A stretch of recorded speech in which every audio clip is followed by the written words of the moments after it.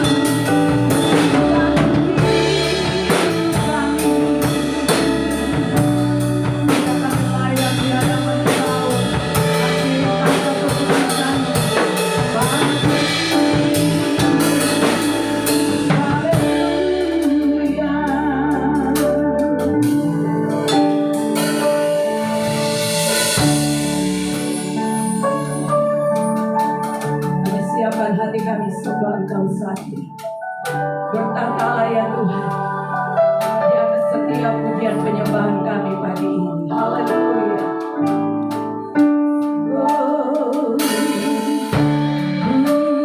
Menyembah dalam kudus hadirat-Mu.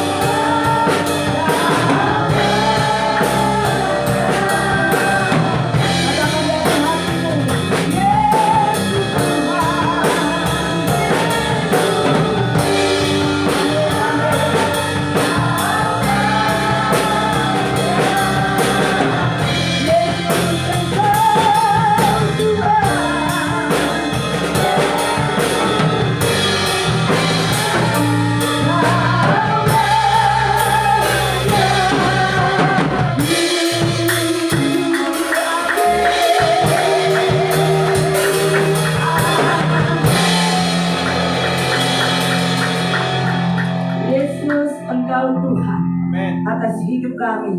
Yesus, Engkau Tuhan atas gerejamu di tempat ini. Yesus, Engkau Tuhan atas kota kami. Yesus, Engkau Tuhan atas bangsa kami. Terima kasih Tuhan. Hari ini kami mau masuk gerbang pujian membawa syukur kami. Biarlah kami tetap bersuka di hadirat Tuhan, karena kami percaya kuasa pujian penyembahan sanggup mengubah jalan-jalan hidup kami hari-hari ini.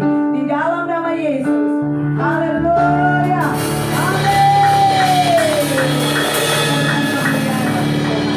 Kita fellowship depan belakang kiri kanan katakan Tuhan memberkati. Haleluya.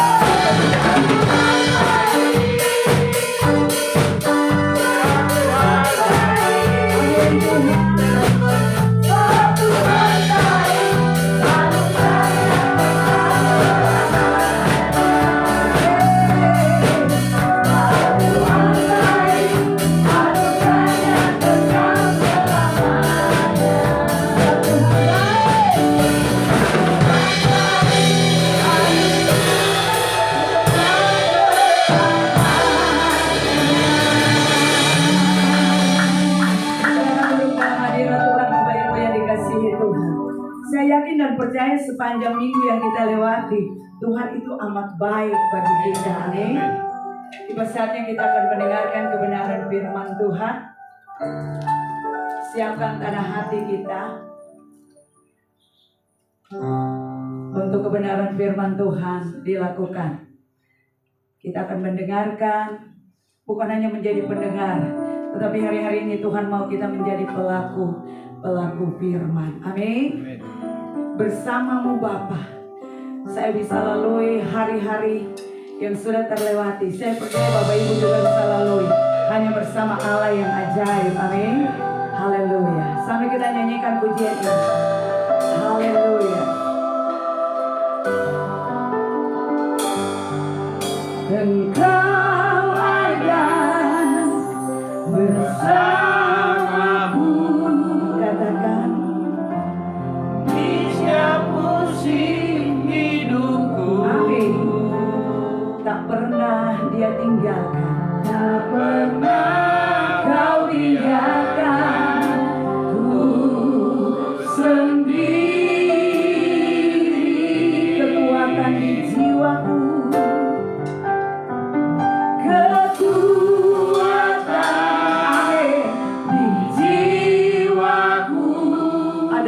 bersamamu Tuhan, adalah bersamamu Yesus.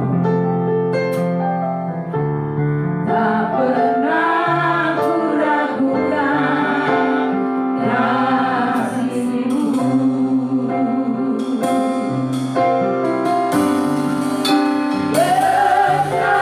Kami lalui semuanya Tuhan. Lewati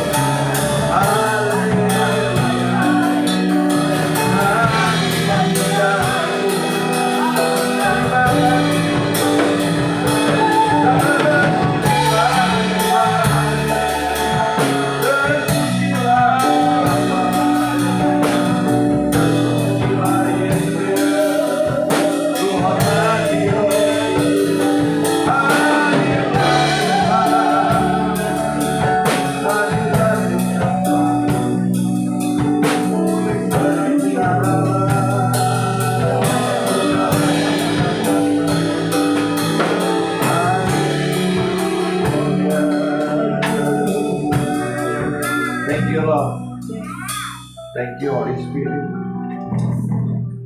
Thank you, Jesus.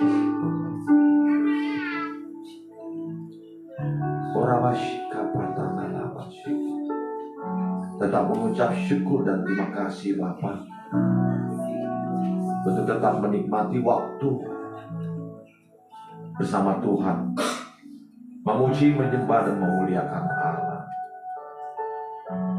Hamba sadar dan hamba mengerti Bapa, tanpa kebenaran dan kekudusan dalam hidup kami tidak dapat jumpa dengan Engkau. Hati yang rindu, hati yang haus, sehingga kami datang di pagi hari ini Tuhan. Mari Roh Kudus tuntun pimpin kembali, kuasai hati jiwa pikiran kami. Kami sudah memuji, menyembah, dan memuliakan dan menyenangkan hati-Mu. Tiba saatnya Tuhan, lewat firman-Mu ini yang memberikan suatu kebenaran dalam hidup kami, supaya kami benar-benar mengerti akan rancangan Tuhan dalam hidup kami. Kami diberkati, kami dilindungi, kami dibela, dan kami dipelihara oleh Tuhan. Ada satu jalan, ada satu rencana Tuhan dalam hidup kami, sehingga kami mengerti. Dan Engkau adalah Allah sendiri, layaklah Engkau dipuji, diagung, dan dimuliakan. Terima kasih, kami serahkan semuanya umat jemaat-Mu di tempat ini, baik hamba-hamba-Mu yang melayani. Engkau yang memberkati kami semua, terutama hamba-Mu yang terbatas Bapa, lewat firman Tuhan dan pengetahuan.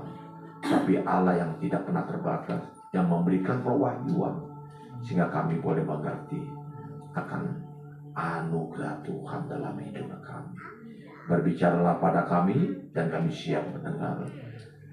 Di dalam nama Tuhan Yesus Kristus kami berdoa. Yang percaya sama-sama katakan amin. Beri kemuliaan kepada Tuhan.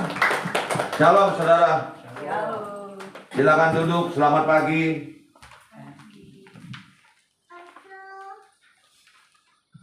Saudara, kita mengadakan ibadah jam 8 sampai jam 10. Saya dan Pak Deddy mempunyai suatu keyakinan, kalau saudara dan saya menjadi penjala manusia, pasti tempat ini akan bertumbuh. Amin. Tanpa penjala, tanpa orang yang bisa memberikan arahan yang kemana yang harus kita lakukan, kita nggak akan bisa bertumbuh. Tertanam yang pasti harus berakar. Bertumbuh yang pastinya harus mesti berbuah. Itulah yang Tuhan inginkan dalam kehidupan saudara dan saya di tempat ini.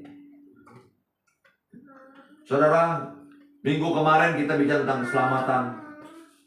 Pandemi begitu gamblang sekali. Saya rasa kita mungkin tahu dan jelas apa arti keselamatan itu sendiri. Mungkin sekarang saat-saat seperti ini banyak orang lagi gak mikirin untuk keselamatannya. Lagi mikirin pusingnya, stresnya, ekonomi, sosial, dan politik yang saat tidak menentu. Tapi di tempat inilah kita diingatkan kembali bagaimana anugerah yang paling luar biasa itu adalah salvation, keselamatan. Amen. Yang Allah berikan di dalam kehidupan saudara dan saya di tempat ini. Begitu kita mengerti apa yang diajarkan oleh gembala, pengajaran yang diberikan, sehingga kita diingatkan kembali. Dan apa yang harus kita lakukan begitu saudara dan saya terima keselamatan. Saya menyambungkan ini dalam kehidupan kita. Mungkin dengan kata-kata yang lain, harus bagaimana kita menjalankan keselamatan. Kalau orang mengatakan, bagaimana undangan keselamatan itu diberikan kepada saudara dan saya, apa yang harus kita mesti lakukan? Bukannya begitu. Saudara dikasih undangan makan, itu harus datang. Nggak datang rugi sendiri. Hangus. Karena diundang tapi tidak datang. Tetapi undangan ini situ udah ada di dalam diri saudara. Pengertian yang seperti seperson yang Tuhan berikan kepada saudara dan saya. Seperson itu memang udah ada. Karena Tuhan yang sudah menebus. Tetapi bagaimana kita menjaga seperson itu biar tetap utuh dalam hidup saudara. Bagaimana kita bisa mempertahankannya sampai akhir. Ini yang paling penting. Kalau saudara dan saya di sini menerima keselamatan, ya ini baru suatu perjalanan itu. Saya coba memberikan sesuatu yang terbaik. Apa yang harus saya mesti katakan? Menjaga kebenaran. Saya coba dari satu poin dulu saudara. Yang ini pertama adalah apa? Tetap percaya dan tinggal di dalam Kristus. Kita buka dulu Yohanes 15 ayat yang keempat. Kalau saudara dan saya sudah terima salvation ataupun namanya keselamatan itu, kita harus tetap percaya dan tinggal di dalam Kristus. Bagaimana kita bisa terima keselamatan itu bisa sampai akhir kalau kita tidak tetap percaya dan tinggal di dalam Dia? Mungkin nggak salvation itu akan tetap ada dalam diri saudara dan saya? Gak akan, saudara. Hanya orang yang tetap percaya dan tinggal di dalam Kristus, dia yang menerima mahkota kehidupan. Ayo, mana? Yohanes 15 ayat 4. Multimedia.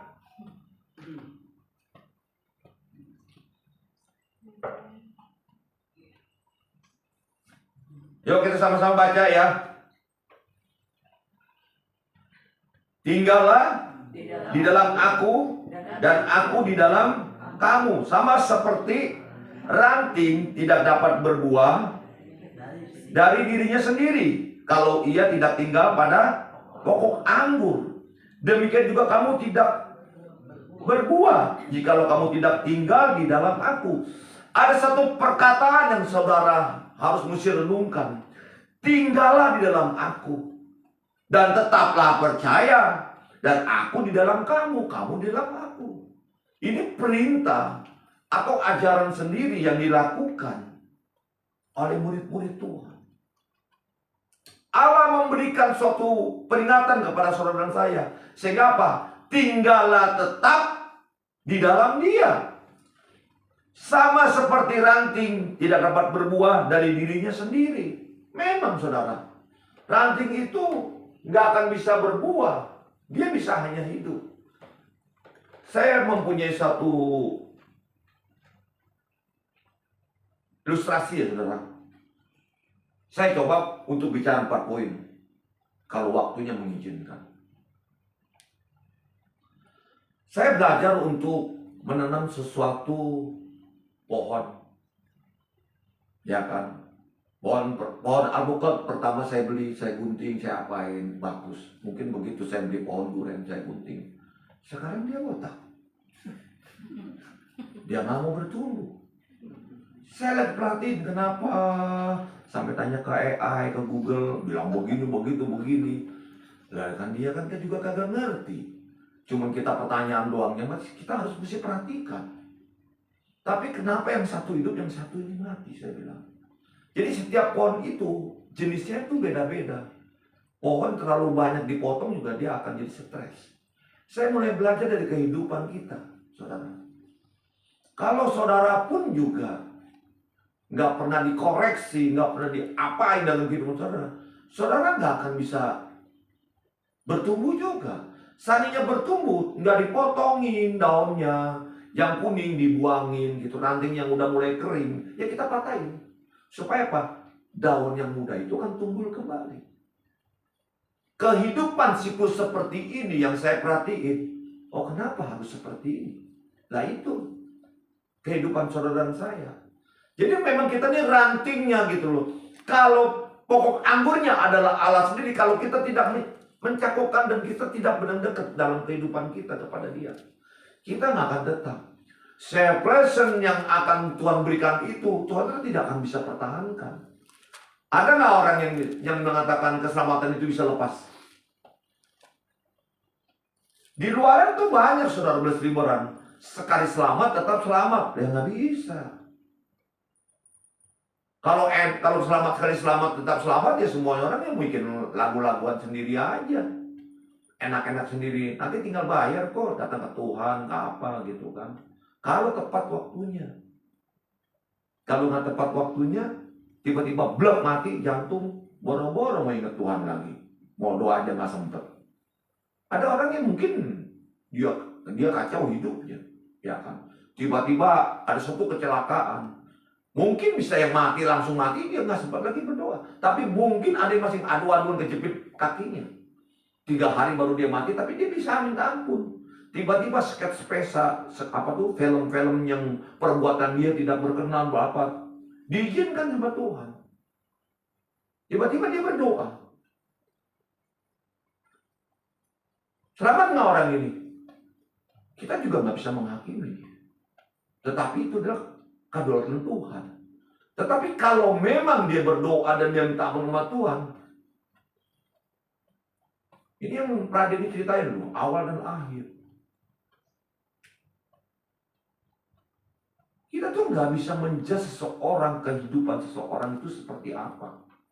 Ada orang yang melakukan itu, tapi perbuatannya suatu saat dia akan berubah. Tetapi firman Tuhan mengingatkan, kalau kamu tidak tetap tinggal di dalam aku, dia bilang, kau akan terlepas. Ranting yang pohon yang saya ini ada yang mati dulu, masih ada yang hidup. Tapi ada yang mati di bawah, ada yang mati di atas. Kan lucu. Jadi ranting begitu banyak anggotanya, yaitu tubuh kita, saudara. Siapa yang lebih dulu nggak kuat, dia akan mati. Mati bukan secara tubuh kita, tapi secara rohani. Tapi kalau rohani saudara sudah mati, apakah keselamatan itu juga masih ada tinggal dalam diri saudara? Juga kita nggak bisa menghakimi, ya seperti saya kasih ilustrasi tadi. Orang mati rohani, dia frustasi, dia minum. Saya kasih satu contoh supaya kita bisa mengerti, meloding cara berpikir kita tentang separation. Dia minum alkohol, tiba-tiba dia tabrakan, dia bental berapa meter ya kan. Saya nggak tahu apakah langsung mati atau orangnya teriak-teriak dulu minta ampun, minta ampun. Pada waktu dia minta ampun, ada berapa detik. Tuhan itu maha pengasih, maha penyayang. Makanya Tuhan kita tuh ya nggak wajib untuk menghakimin orang. Saya tuh paling nggak bisa menghakimi orang, sekalipun orang itu berbuat tidak baik pada saya. Suatu saat orang itu akan berubah. Kalau dia tidak berubah ya nggak apa-apa. Itu kedaulatannya Tuhan sendiri dalam dia orang itu. Di dalam kehidupan saya, dalam rumah tangga, di dalam persahabatan, mendidik anak pun seperti itu saya lakukan. Supaya apa? Saya benar-benar mempraktekkan firman Tuhan dalam kehidupan saya. Supaya apa yang Tuhan berikan itu ya saya nggak sia-sia gitu. Kalau saudara diberikan sesuatu, nggak bisa melakukannya dan nggak bisa mengerjakannya, ya itu karena kita salah sendiri. Jangan salahkan orang lain. Kalau saudara diberikan sesuatu tentang kehidupan saudara lewat harta benda, lewat kehidupan, lewat apa, tetapi saudara tidak bisa memanagenya, itu saudara pun juga salah sendiri. Kalau Tuhan memberikan sesuatu tentang kesehatan tapi tidak mau menjaga kesehatan, itu pun salah dalam kehidupannya sendiri. Jadi bagaimana mengolah? Kenapa? Firman Tuhan itu luar biasa. Mau bicara tentang kehidupan, mau bicara rumah tangga, memang bicara tentang rumah tangga intinya. Tuhan selalu bicara tentang keluarga. Kita nggak akan bisa baik, nggak akan bisa bagus, sehebat apapun, kalau rumah tangga kita kacau balau. Yang paling iblis suka adalah rumah tangga kita kacau balau. Yang paling sering dia bikin kita pusing adalah tentang keuangan. Karena manusia itu banyak jatuh dalam keuangan. Uang sedikit, stres, frustasi. Uang banyak, aneh-aneh hidupnya. Ya, dia bisa pressing, bisa kemana-mana. tapi tidak bisa memanfaatkan pada waktu dia diberkati dengan seperti apa. Menyikapi kehidupan seperti inilah yang Tuhan izinkan dalam kehidupan saudara. Jadi keselamatan itu yang Tuhan berikan itu, ya Tuhan gunakanlah dengan baik-baik. Selama hidup kita di dunia ini, kita harus mesti jadi blessing, menjadi berkat kepada orang lain. Saya sering mengatakan, apa yang kita pelajarin daripada Bible itu, memang itu teori, tapi kalau saudara tidak praktekkan, saudara akan budi sendiri. Setuju nggak? Mana yang bilang ini Bible ini bilang ada Roh Kudus, ada apa gitu? Bukan berarti saya menghujat Roh Kudus, bukan. Berapa banyak waktu dulu saya jadi penginjil untuk Alkitab. Alkitab saya dibakar waktu kerusuhan, diinjak-injak, diapain? Nggak ada masalah, karena itu bacaan. Tetapi pada waktu orang yang baca, orang yang belajar, itu jadi rema dalam kehidupannya, betul? Setuju? Pada waktu dia tidak lakukan dan tidak praktekkan, mati nggak? Mati. Perbuatan tanpa yes. Di sini loh yang saya mau ingatkan kepada saudara dan saya di tempat ini, termasuk saya diri saya sendiri. Jadi ada maksud Tuhan kalau saudara itu diberikan tiket keselamatan. Bukan sekedar tiket, hanya sekedar tiket yang saudara untuk nikmati untuk diri sendiri. Gak mungkin saudara. Ini ya, apa tuh? Ini yang pertama, saya coba menjelaskan sesingkat mungkin karena waktunya. Karena waktu yang sering mengejar tanpa sadar, tanpa apa, dia akan berjalan sendiri. Baru ngomong satu, ada itu udah berapa tuh? Udah 10 menit, udah 15 menit. Kalau 4 ayat udah berapa? 60 menit, nggak keburu. Karena memang harus mesti untuk kita meloading kita bagaimana untuk menyikapi supaya lebih terang, jelas, dan singkat padat. Lewat setiap orang punya pengertian masing-masing.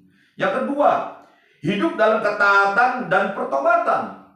Kalau tadi pertama adalah tetap percaya dan tetap tinggal di dalam Kristus. Itu harga mati, saudara. Kalau saudara mau mempertahankan di namanya salvation itu, memang tetap percaya dan tinggal di dalam Kristus. Apapun yang terjadi, everything setiap hari kehidupan saudara, susah, senang, enak, gak enak, manis, pahit, telan. Karena itu adalah pil pahit. Itu adalah obat. Jadi kita kuat. Pada waktu kita terima uang, terima berkat, terima segala-galanya, sudah jadi berkatnya kita buat Tuhan. Kalau orang yang begitu diberkati nggak jadi berkat, apalagi dia udah susah. Pasti tujuannya nanti begini melulu. Sorry loh, saya mesti jelas kepada saudara karena saudara adalah anak-anak Tuhan yang mengaku Yesus Kristus sebagai Tuhan dan Juru Selamat. Tapi kalau saudara cuma sifatnya seperti begini, nggak masuk di album saya, nggak masuk di album saya. Karena anak Tuhan tidak pernah meminta-minta. Ini yang kita mesti ngerti. Teori tanpa praktek akan mati. Makanya orang lulus SMA, orang lulus kuliah, dia mesti harus kerja nyata. Perusahaan nggak akan terima dulu kerja nyata apa. Di mana perusahaannya? Dicek semua saudara. Nggak bisa, saudara. Ikut Tuhan itu yang anak-anak muda, ayo. Ikut Tuhan sungguh-sungguh. Kalau engkau sungguh-sungguh tetap tinggal di dalam Dia, hidupmu diberkati Tuhan. Saya nggak tahu nanti sudah saya umur 80, kamu jadi apa nanti tiba-tiba kamu akan berdiri. Paling toh bisa berkesaksian. Saya ingat hamba Tuhan itu berkata begini. Memang itu betul, saudara. Pada waktu saya bicara engkau melayani dengan Tuhan. Dari Senin sampai Jumat engkau akan diberkati Tuhan. Ia akan bersaksi di mana-mana. Itu tentang salvation, saudara. Saya tuh gak mau nyinggung dalam khotbah ini, tetapi kehidupan inilah yang saya nyatakan. Tapi kalau orang itu masih tersinggung, berarti orang itu belum bisa selesai dalam diri dia sendiri. Orang kalau yang belum selesai dalam diri dia sendiri, ya pasti mengalami sesuatu yang gak enak. Tapi kalau orang itu udah selesai kepada Tuhan, selesai dengan keinginan dia, selesai dengan apa yang dia pikirkan, dia akan menjadi blessing dimanapun berada.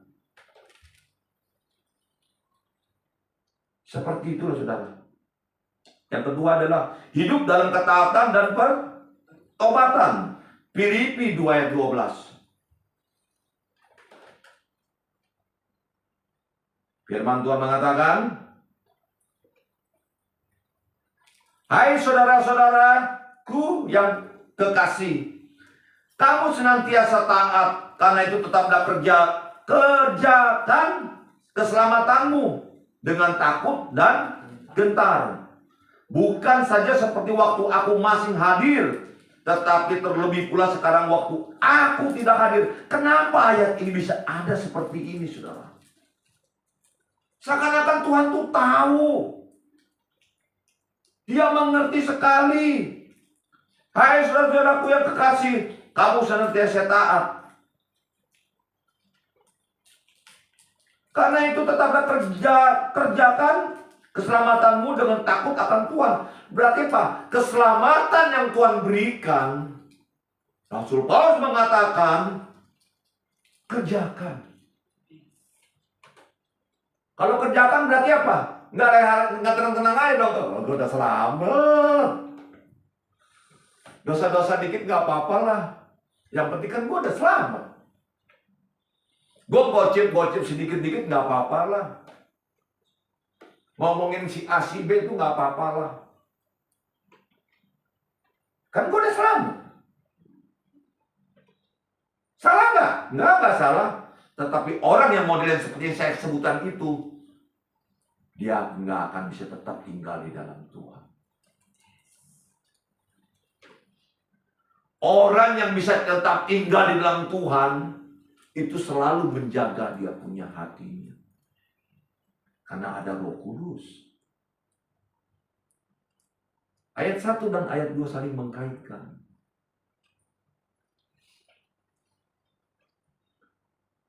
Gampang nggak?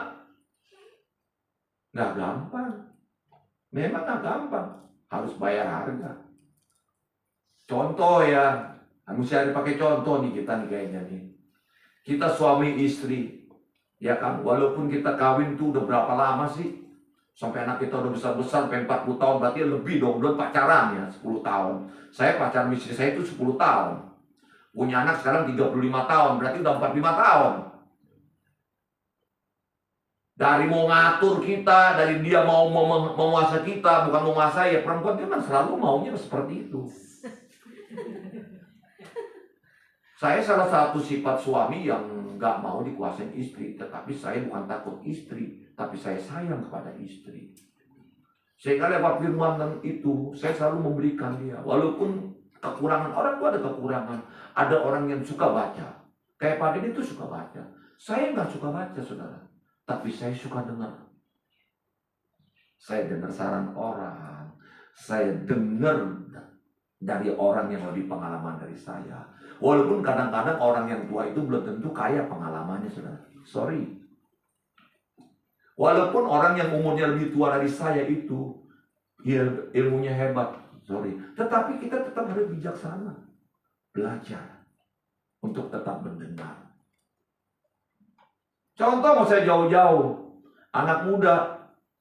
Yang begitu dia kuasain firman Tuhan. Dikasih hikmat kepada Tuhan. Lihat ngomongnya. Hebatnya dari kita yang orang tua. Benar ya? Karena dia banyak belajar. Tapi orang yang tidak mau belajar. Dia merasa hidupnya dia udah hebat. Kita nggak bisa ngomong. Seperti itu poin 3 saya mau ngomong. Tapi kadang-kadang udah lompat. Tapi nggak apa, nanti akan menyambung sendiri. Jadi hidup di dalam ketaatan dan pertobatan. Jadi perbuatan saudara, walaupun sepersen Tuhan berikan, begitu kita buat dosa berarti sepersennya hilang. No.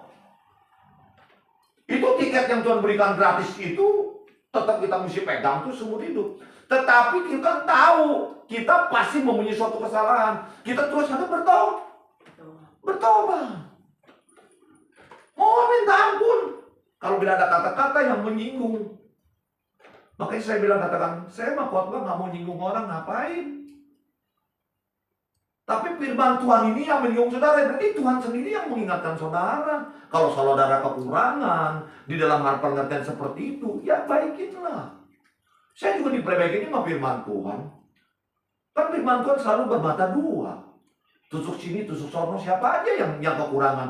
Makanya saya bilangin, orang yang hidupnya tidak benar, sekalipun dia ngerti firman Tuhan, tapi prakteknya dia belum benar, pasti ditusuk. Setuju nggak? Nggak ada orang yang kebal sama firman Tuhan. Siapa yang bisa kebilang hebat kan firman Tuhan kebal? Gue mau udah ngerti nih firman Tuhan. Prakteknya salah, ditusuk juga. Ini loh yang harus kita mesti mengerti gitu. Harus mesti menjaganya gitu. Jadi kita harus mesti jaga hati itu mesti benar-benar. Kalau dan saudara sama saya kita menjaga hati, pasti hadirat Tuhan itu tetap ngalir terus. Dimanapun kita berada, mau naik motor kayak, mau naik sepeda kayak, mau naik angkot kayak, mau naik apa kayak, kita tetap bersama Roh Kudus. Kita cuma bilang, aduh Roh Kudus panas banget ya. Dia ngerti kok. Emang sudah pikir naik mobil Mercy juga nggak punya pikiran. Begitu naik Mercy bilang, aduh Roh Kudus nih mobil nih nggak laku-laku nih. Pusing nih cuma naik Mercy doang. Lah saya kan naik mobil apa aja udah ngalamin.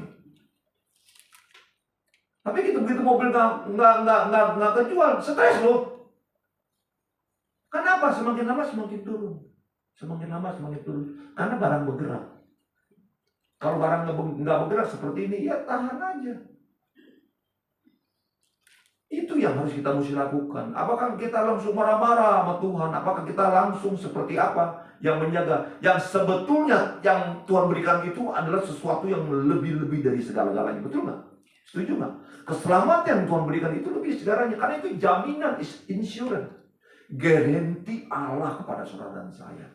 Yang nggak pernah bayar, men. Saya setiap tahun bayar asuransi.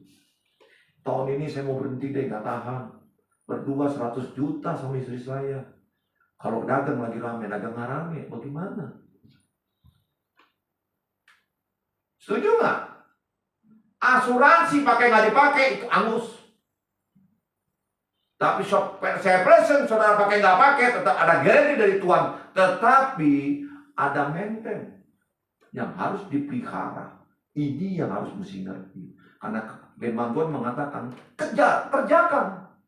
Kerjakan berarti kita selalu harus terus. Orang yang memang salah, ada yang salah kan? Salah, dia minta ampun. Besoknya salah lagi, minta ampun lagi. Besoknya salah, minta ampun lagi. Makanya itu apa? Ampunin berapa? 70? Nah itu Tuhan udah tahu kok. Ini siapa yang banyak salah? Saudara dan saya. Bukan kita ampunin orang itu berbuat salah sama kita. Salah tuh pengertiannya. Itu Tuhan kasih tahu bahwa gue tuh bisa ngampun lu 7 kali 7. Tapi lu kan maafin orang paling top juga pakai hitungan 1, 2, 3. Kalau udah 2, aduh ini orang bahaya nggak berubah-berubah. Bener nggak? Benar. Jadi ini kehidupan. Jadi memang itu yang Tuhan tahu, kasih tahu. Hanya Tuhan yang sanggup mengampuni saudara dan saya itu 70 kali 7. Itu apa? Anytime, setiap waktu. Walaupun kita kadang-kadang lupa sama dia. Makanya saya katakan sama saudara, orang yang banyak duit sama yang banyak duit, bedanya tipis. Gak punya duit doa. Mau beli nggak punya duit, hamba Tuhan mau beli kendaraan, waduh Tuhan tolong Tuhan, mau beli mobil buat pelayanan kemari, nggak punya kendaraan, dikasih dia sama Tuhan, beli mobil, Tuhan beli mobil apa, apaan saja Tuhan bilang, ya kan, irit, bandel gitu kan, begitu diberkati dengan aneh-aneh, pakai uangnya buat siapa? Bukan buat jemaat, mau ganti tanya nggak Tuhan? Lupa. Dia beli yang 3 kali itu apaan satu, merek apa kayak gitu loh. Lupa. Karena diberkatin, karena dia bilang duit ini dari duit aku, 10%-nya adalah duit Tuhan. Bukan itu sebetulnya. Makanya saya bilang, kadang-kadang orang belajar firman Tuhan ngerti, tapi cuma ngambil satu ayat. Dia nggak tahu ayat yang lain. Contoh Roma 12:2, Roma 12. Tuhan bilang apa? Seluruh tubuh jiwamu adalah milikku, kata Tuhan. Berarti berapa persen? 100%. Lu bicara duit 10%. Saya kadang-kadang kalau orang hamba Tuhan ngomong begitu, ini orang nggak nyampe. Kalau ibarat belajar belajar Alkitab, sekalipun dia es lilin, saya bilang ini orang belum ngerti. Belum ngerti, kenapa? Mempraktekkannya itu lebih. Saya bilangin sama saudara, listrik. Emang ini orang sekolah? Albert Einstein. Ayo, sekolah nggak? Nggak sekolah, dia coba terus. Kesetrum berapa kali dia nggak tahu dah tuh. Ribuan kali. Dia bukan orang pintar. Nggak ada dulu sejarahnya S1 sebenarnya, dia nggak sekolah. Tapi hampir saat ini bisa terangin kita semua, hampir bisa dengar. Betul ya? Kenapa? Dia mempraktekannya. Banyak kita tentang teori doang yang kita ngomong, inilah, itulah. Tapi kita tidak pernah praktekkan dalam kehidupan saudara. Padahal apa? Kalau kita praktekkan, itu buat saudara sendiri, bukan buat saya. Kalau saya nggak praktekin juga, saya juga rugi. Ngapain ikut Tuhan cuma sekedar iPad ini mah. Cuma Alkitab doang. Cuma kulitnya doang, dalamnya kita nggak tahu. Saya kenapa bawa iPad ke dalam? Karena memang mata saya kan udah katarak, jadi udah diganti. Jadi saya tuh perlu cahaya. Kalau nggak saya bawa kayak pada ini. Karena orang yang katarak itu rata-rata perlu cahaya. Apalagi plotter saya nggak ngomel-ngomel. Tuhan gini. Enggak, udah. Yang penting bisa bawa mobil masing 100 lewat ya udah. Cuman kalau udah sore ya udah. Memang agak kurang. Pelan-pelan bawa mobilnya. Sampai adaptasi dulu apa dulu. Karena saya disiarkan dengan umur, saudara. Makanya saya buat mau Pak Dini selalu mikirin, kita ini umur. Kuat nggak nih? Sekarang masih ingat ayat, masih bisa ngaturin gitu. Kalau udah 70, itu udah pasti menurun lagi, saudara. Karena yang di Jakarta tuh yang udah 70 lebih semua tuh udah stop. Penggantinya anak-anaknya sekarang. Level saya tuh udah hampir banyak yang stop, saudara. Makanya kita tuh menggembleng anak-anak muda yang di tempat ini gitu. Ayo, melayani. Jangan hitung-hitungan sama Tuhan. Saya ajar anak saya tuh. Sekarang tiba-tiba dia bilangin dia mau dia jadi ketua ini. Ya, melayani. Jangan hitung-hitungan sama Tuhan. Lu hitung-hitungan sama Tuhan, kalkulatornya nggak ada. Hitung dari mana? Saya bilangin. Hidup gak pernah susah dari kecil. Ayo melayani. Bini setengah mati hidup. Jualan es mambo, jualan petasan. Ya itu memang hidup saya. Tuhan izinkan sampai bisa kenal Tuhan seperti ini. Makanya orang anak-anak ya sekarang yang hidupnya berkelimpahan sama orang tua. Dia belum tentu loh cinta Tuhan. Belum tentu loh. Apalagi orang tuanya ngajarin anaknya. Yang diajarin aja kadang-kadang cuma iya karena duit bapaknya masih ada duit. Begitu dia udah tinggal sama orang lain, berubah. Tapi ada harapan nggak? Ada hope pasti dalam Tuhan. Suatu saat dia akan berubah. Time-nya, waktunya, God, Tuhan. Kita nggak ada yang tahu. Jadi itu poin yang kedua, saudara. Saya coba kejar poin yang ketiga. Kalau bisa yang keempat ya, saya mau bicara 4 poin. Supaya kita tuh mengerti benar-benar tentang salvation itu apa tujuannya. Yang pertama adalah Tuhan tuh selalu memberikan sesuatu. Tuhan tuh lebih tahu. Baiknya untuk seperti apa? Berjaga-jaga dan rendah hati. Saudara, kita baca di 1 Korintus 10 ayat 12.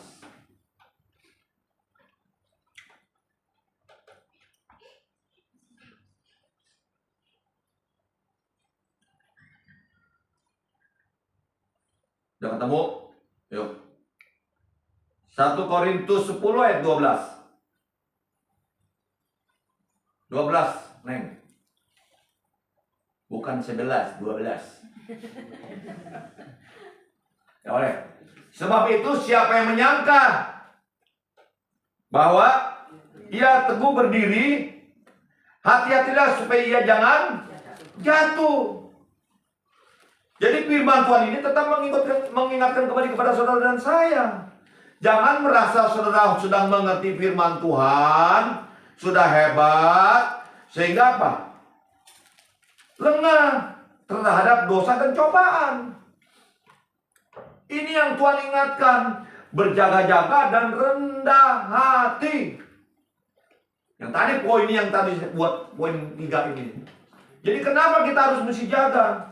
Kebanyakan kita saudara yang mengerti tentang firman Tuhan ini suka sombong rohani tanpa sadar, betul nggak? Kenapa saya katakan begitu? Oh, saya juga ngalamin. Ini bahaya ini. Baru mengerti tentang firman Tuhan tentang cuma 30, 40, 50%. Sombongnya mbak. Setengah mati. Seakan-akan dia yang lebih ngerti, seakan-akan saya yang lebih ngerti, lu gak ngerti. Nah ini yang bahaya. Makanya saya juga katakan ini apa? Loh, saya ngalamin kok. Begitu kita sombong rohani, seakan-akan gua lebih pintar, lebih hebat dalam firman Tuhan. Ngomong udah gak mau kalah. Mau menang sendiri. Pokoknya dia ngomong ini, gua jiblak lagi begini. Dia ngomong ini, gua jiblak lagi. Padahal firman Tuhan itu bukan seperti itu. Firman itu kita harus mengatakan tuh netral. Ya kan? Cuman kadang-kadang intonasinya itu yang menekankan untuk seseorang. Itu aja sebetulnya. Jadi kita harus bagaimana? Ya kita harus mesti berjaga-jaga. Bukan berarti kita terima keselamatan itu, kita tenang-tenang. Gue udah selamat. Yang seperti saya katakan tadi, setelah sekali selamat, dia tetap selamat. Sehingga apa? Kita ada waktu cobaan datang, saudara nggak ngerti loh. Saudara nggak tahu, saudara nggak peka. Tetapi orang yang hidup di dalam Tuhan, orang yang suka memuji menyembah Tuhan, orang yang berdoa kepada Tuhan, dia akan mengalami satu kepekaan.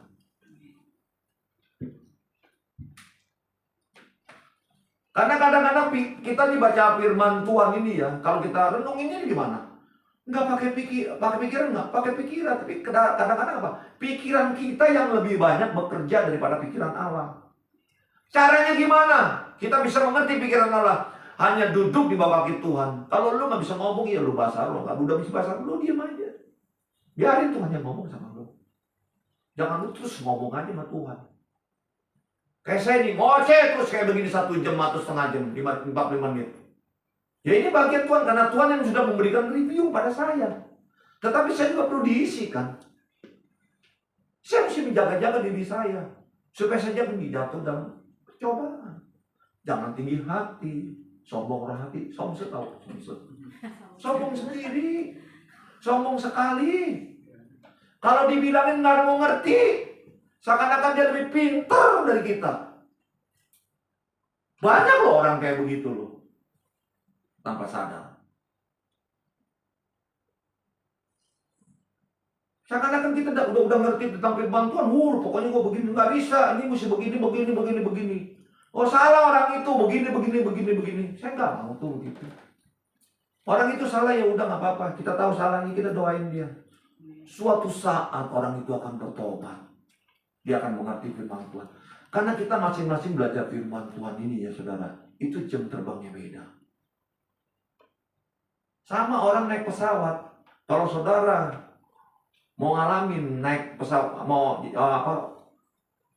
co-pilot atau pilot yang bawa pesawatnya jam terbangnya tinggi, Kadang-kadang pun jam terbangnya tinggi, mungkin datinya lagi enak atau cuacanya enak, dibanting waktu landingnya, belum.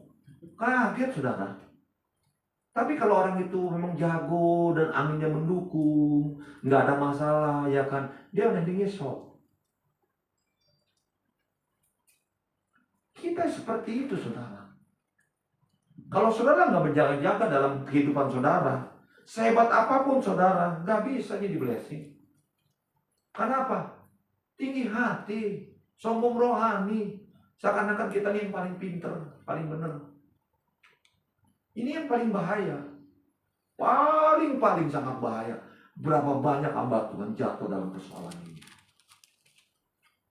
Apalagi begitu jemaatnya udah ribuan. Dia udah nggak mau denger tuh. Yang penting apa? Gua pikirin bagaimana domba gue yang banyak ini. Itu jangan kabur. Setuju nggak? Dia nggak pikirin tuh bagaimana domba-domba yang sebanyak ini supaya masuk dalam hadirat Tuhan. Bagaimana domba ini supaya dia mengerti firman Tuhan dengan sungguh-sungguh. Dia nggak pikirin, makanya dia pakai dengan apa? Dengan apa? Ya, dengan option lah. Option yang membuat orang itu bergairah. Memang orang lagu musik pujian penyembahan nggak meriah pun bisa meriah. Kenapa? Alat-alatnya bagus, ehonya bagus. Itu option bro. Tapi saya katakan kepada saudara, pada waktu nggak ada alat-alat musik, apa yang terjadi? Belum tentu loh, ya kan? Tapi kalau orang yang rindu Tuhan, yang cinta Tuhan, yang haus akan Tuhan, pada waktu kita berdoa pada malam hari, atau pagi hari, atau siang hari, begitu kita nyanyi satu pujian tanpa alat musik, hadir Tuhan datang nggak? Hadir nggak? Gereja itu sekarang memang begitu. Bukannya nggak boleh, boleh. Tapi saya mau katakan sejujurnya kepada saudara. Nggak setiap gereja itu bisa mengeluarkan miliaran untuk hanya sound system. Saudara, mereka 60 juta. Ya perlu yang Amerika punya. 60 juta men.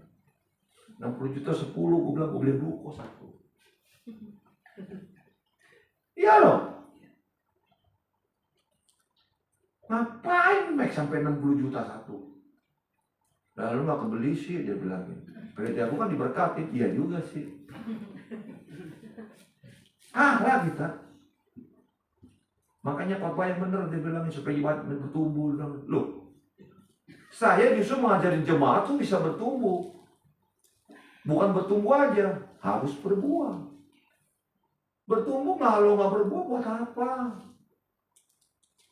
Saya punya pohon tuh, wah nggak gede-gede nih, bantuk, dikasih pupuk, dikasih ini, cabut. Berarti yang nyeteknya kurang bagus nih. Punya nggak pengen itu? Ya punya, karena ngerti. Buang aja, beli lagi stek yang bagus, sambungan yang bagus. Karena memang nggak waktu nyeteknya kekecilan, keburu-buru, nggak bagus. Pertumbuhannya nggak bagus. Kasih obat kebanyakan pun juga nggak bagus. Betul ya? Saudara dikasih uang kebanyakan juga jadi nggak bagus sama Tuhan.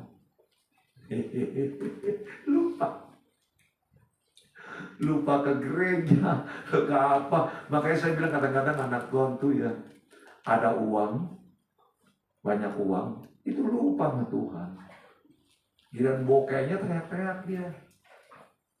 Yang dia cari, yang dikejar bukannya Tuhannya. Dia carinya apa? Supaya gue bisa kaya, bisa banyak duit itu bagaimana? Makanya ewa-ewa tumbuh. Ewa-ewa tumbuh begitu. Ada orang yang punya ini yang nggak pengertian, dimanfaatin. Wah, ini anak-anak Tuhan nih. Memangnya nggak ada orang yang bisa nipu? Bisa, saudara. Sama-sama anak Tuhan KTP-nya. Ya kan? Dikasih untung 5%. Gede, saudara. Sebulan 5% masukin 1 miliar. Dibayar 5%. Masukin 2 miliar dibayar. Masukin 3 miliar dibayar. Begitu dia udah masuk semua nyampe 15 orang hilang. Anak tua tuh, muji nyembahnya hebat, bahasa rohnya apalagi bisa ganti-ganti. Bisa bahasa rohnya, bisa India. Iya, nehi, ya udah dia. Soalnya kayak sombong rohani, hebat kan rohaninya. Pakai bahasa roh, orang asik ya tanah gods, endurance, energi. Wah, hebat dah. Orang bahasa roh bisa ganti-ganti. Tergantung di mana dong. Kalau di Singapura pakai bahasa roh apa? Ya pakai bahasa Inggris lah. Percaya nggak? Percaya. Hati-hati ditipu loh. Itu banyak terjadi, saudara. Dan itu terjadi pun saya bisa renungkan. Oh, seperti itu. Makanya nangkep tuh sih berjaga-jaga dan berdoa. Hati-hati kita. Musang berbulu.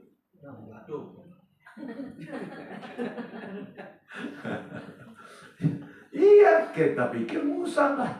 Kita pikir domba, nggak taunya musang dia. Orang di gereja ketemunya. Betul ya? Nggak ada yang tersinggung kan? Saudara-saudara, kan saya ngomong begini. Ya kenapa?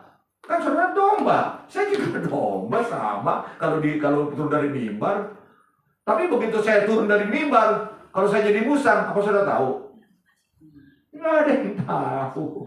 Berapa banyak gembala, wakil gembala, atau jangan ada yang ngomong begitulah kasarnya. Anak-anak Tuhan yang hidupnya melayani adalah hebat, song leader, singer, musik. Wah, kayaknya rohani. Di luaran, di apartemen rohana. Iya, sesama full band. Bisa terjadi sesuatu yang tidak diinginkan. Aduh, saudara, saya ini banyak sekali pengalaman. Saya bilang, aduh Tuhan. Bukan nyindir, bukannya apa, tapi ini benar-benar kejadian. Jadi saya mesti katakan. Harus saya mesti katakan. Ini kehidupan real yang terjadi saat ini. Tinggal berapa menit? Ngomong-ngomong. Habis ya?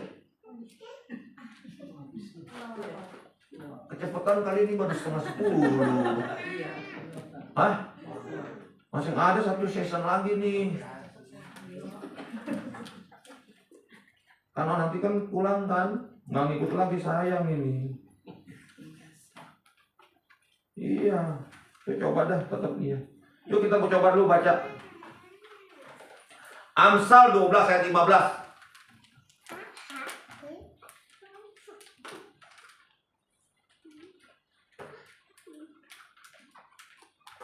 Amsal.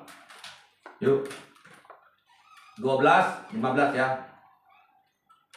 Jalan orang bodoh lurus dalam anggapannya sendiri. Tetapi siapa yang mendengarkan nasihat, ia bijak. Ini yang dibilang orang yang sombong. Jalan orang bodoh lurus dalam anggapannya sendiri. Tetapi siapa yang mendengarkan nasihat, ia bijak. Jadi ini yang saudara mesti harus mengerti. Amsal 16 ayat 18.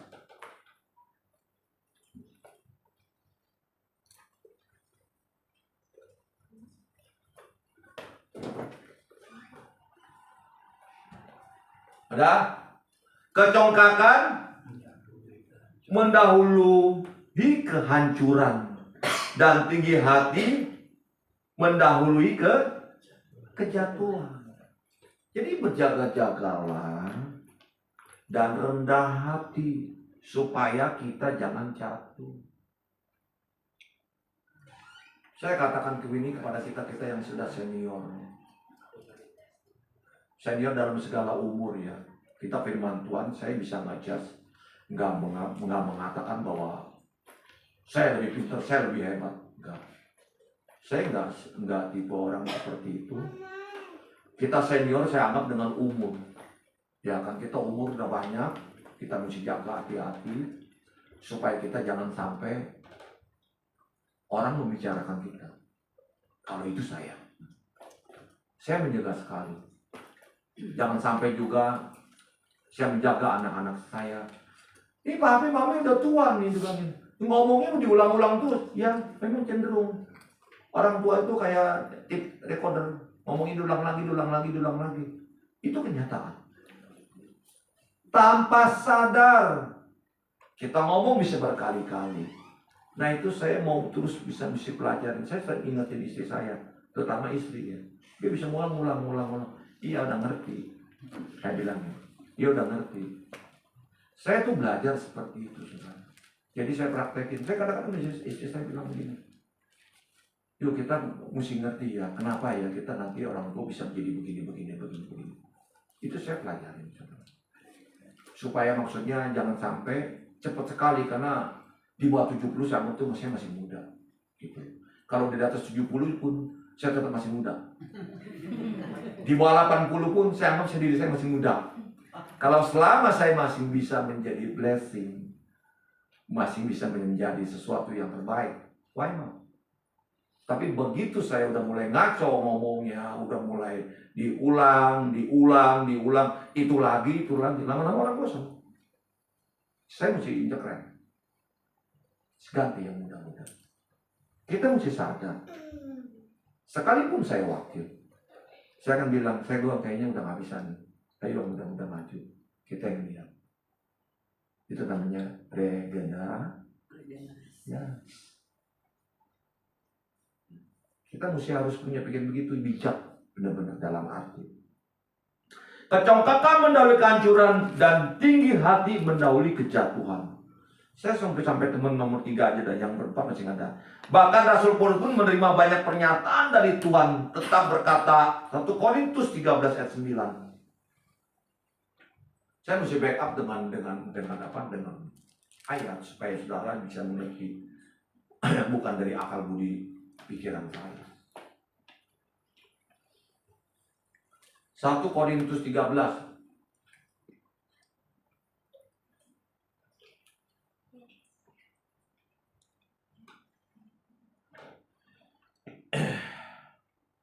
Sudah ketemu? 1 Korintus 13 ayat 9. Sudah, oke. Bahkan Rasul Paulus pun, sebab pengetahuan kita tidak lengkap. Rasul Paulus lu mengatakan sendiri loh. Sebab pengetahuan kita tidak lengkap dan membuat kita tidak sempurna. Jadi hati-hati ya, saudara. Kenapa Rasul Paulus mengatakan seperti ini? Supaya jangan sombong. Kalau udah mbak tuh dimatakan, wah, gue udah lihat itu ada orang yang di belakang sakit jantung. Cepat kemari. Seakan-akan dia lebih hebat. Ada orang yang di belakang lagi punya masalah keuangan. Wih, semuanya bro. Semuanya. Termasuk yang ngomong di tempat ini. Saya lihat itu ada bagian musik orang punya sakit. Keluarganya dia bilang cepat kemari kita doakan. Keluarganya pasti ada yang sakit lah. Seakan-akan jadi sesuatu yang dibuat-buat. Kalau betul ya nggak apa-apa. Benny Hinn banyak lakukan itu. Saya ngomong Benny Hinn nih. Saya ngomong kenapa? Karena dia memang dulu salah belajar. Tapi sekarang dia bertobat. Tapi kalau gembala yang di Jakarta janganlah. Kalau di luar kita nggak apa-apa lah. Nggak ada yang boleh komplain kan? Karena pendeta luar. Padahal di Jakarta juga banyak kan? Banyak. Cuma kita nggak mau. Saya ngomong ini bukan menjelekkan atau Benny. Orang itu yang dipakai Tuhan. Itu bisa salah. Betul ya? Jadi saudara mesti hati-hati gitu loh dalam hidup ini gitu loh.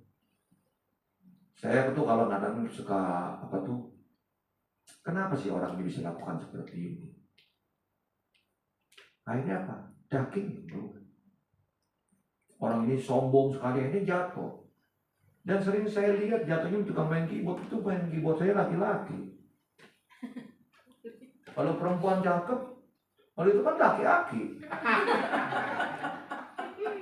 Kalau yang perempuan cakep-cakep lama-lama ini lagu ini lama-lama deket-deket, harumnya beda, baunya beda, berbahasa roh mereka berdua, seakan-akan penuh dengan Roh Kudus. langsung bahasa ruku raba. Banyak. Dan saya juga dengar nih, lagi konfirmasi. Bener nggak? Saya bukan nggak tahu saudara. Sesama biskota jangan saling mendahulukan.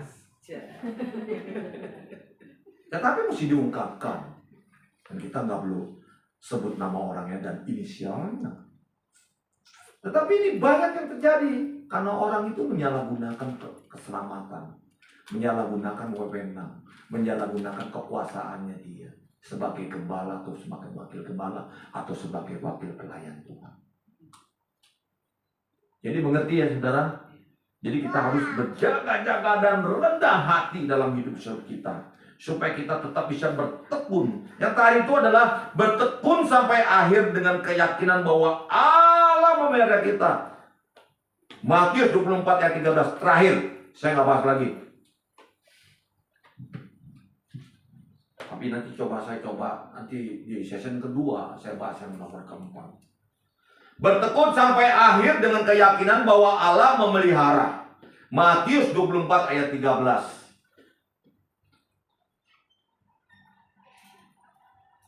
Ya jadi, ayo lama-lama bisa, nggak apa-apa. Mau aja udah syukur.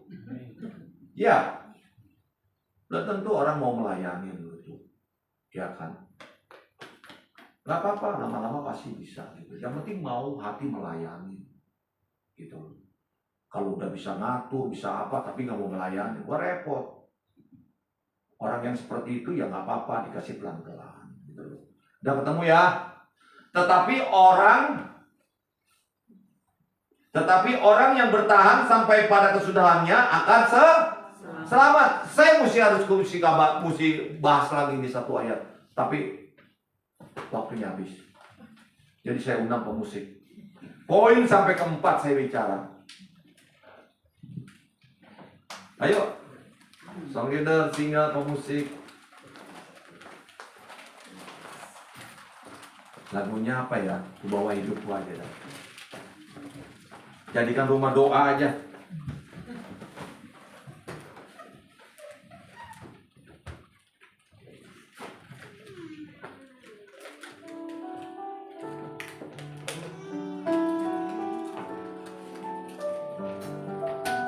Ku bawa hidupku. Ku bawa hidupku sekarang ke tempat kudus-Mu, Tuhan, di mezbah-Mu serahkan seluruh hidupku. Penuhi hatiku sekarang dengan urapan yang baru, agar aku lebih lagi mendengar suara-Mu. Jadikan aku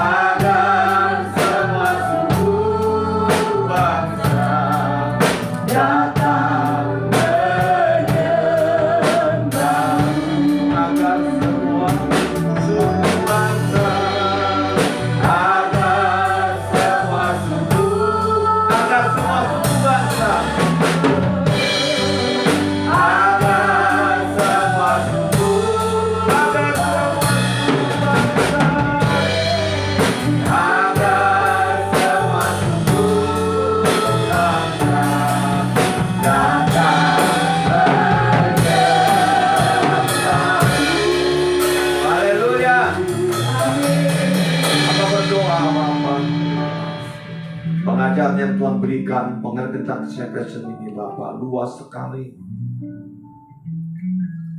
Hamba terbatas untuk meneranginya Bapak. Biarlah Tuhan yang memperjelas pada waktu mereka merenungkannya di rumah nanti. Tuhan memberikan perwahyu dan pengertian lebih dalam lagi. Apa yang terbaik, yang termanis, yang terindah yang Tuhan izinkan dalam kehidupan kami. Kami tahu semuanya itu Tuhan yang buat berhasil. Dan nama-Mu yang dipuji, diagung dan dimuliakan.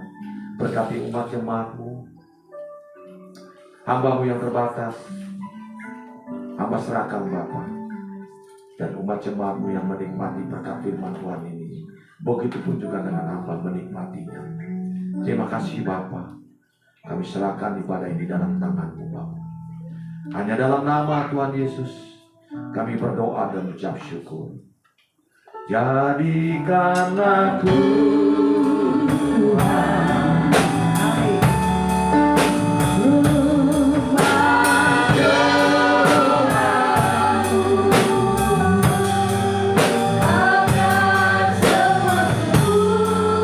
bangsa datang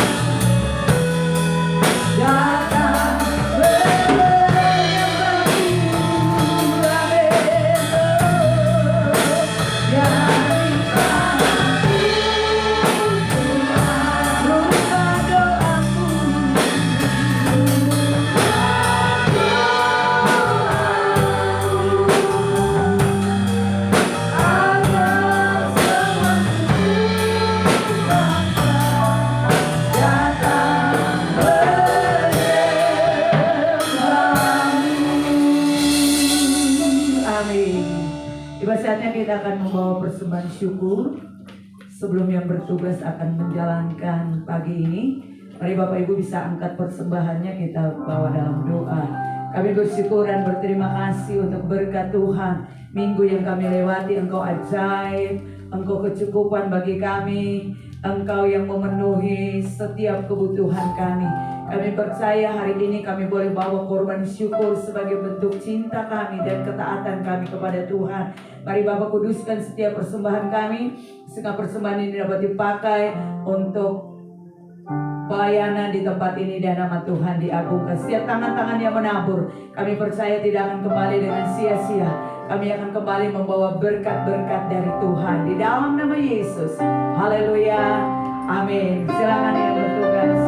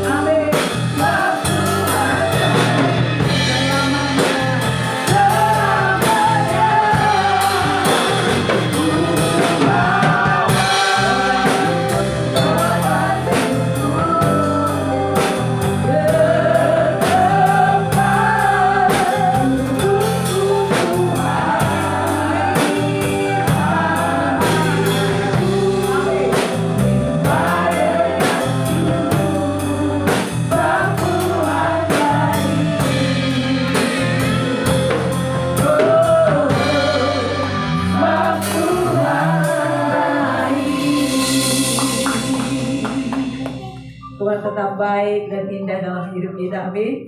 Bapak Ibu diberkati lewat kebenaran firman Tuhan pagi ini di ibadah raya pertama, amin. Kita diberkati, mari bertumbuh dan menjadi pelaku-pelaku firman. Puji Tuhan. Ibadah atau pengumuman untuk ibadah sepekan ke depan ada di hadapan Bapak Ibu. Kalau lihat pagi hari ini ada amplop misi. Kalau Bapak Ibu digerakkan Tuhan untuk membantu pelayanan misi, saya percaya Bapak Ibu akan memberikan yang spesial, bukan nominal, dari hati yang cinta pelayanan, amin. Dimanapun kita melayani, ada yang menjadi pendoa, ada yang menabur dengan dana, upahnya sama dengan yang menjalankan misi di hadapan Tuhan, amin. Karena itu mari memberi dengan sukacita bagi kemuliaan nama Tuhan. Ibadah kedua, selesai ibadah kedua untuk tim DB3 ada fellowship bersama Papi Hendy ya. Di ibadah 2, mari kita berikan waktu sekalipun tidak lama, tapi mari kita semua membicarakan pelayanan di tempat ini bagi hormat dan kemuliaan nama Tuhan. Untuk Jumat ini nanti ada diumumkan di grup jemaat. Minggu depan ibadah berjalan seperti biasa. Ibadah pertama pukul 8, ibadah kedua pukul 10, disertai sekolah minggu ibadah kedua. Kita akan mengakhiri ibadah kita di pagi ini. Saya jemput Bapak Ibu sekalian bangkit berdiri. Haleluya.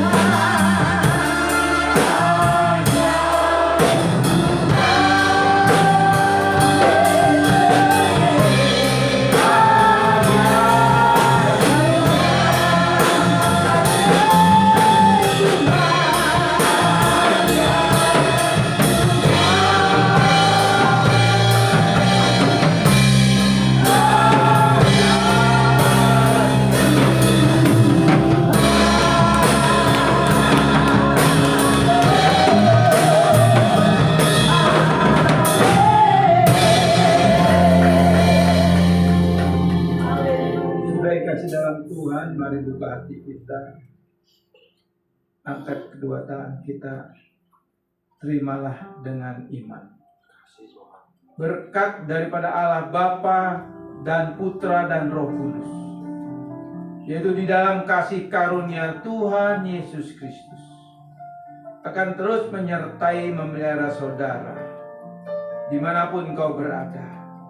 Apapun yang menjadi pergumulan dan permasalahanmu, percayalah, pertolonganmu Tuhan selalu ajaib dan luar biasa. Amin. Yang percaya katakan Amin. Tuhan memberkati. Selamat hari Minggu Bapak Ibu. Tuhan Yesus memberkati. Haleluya.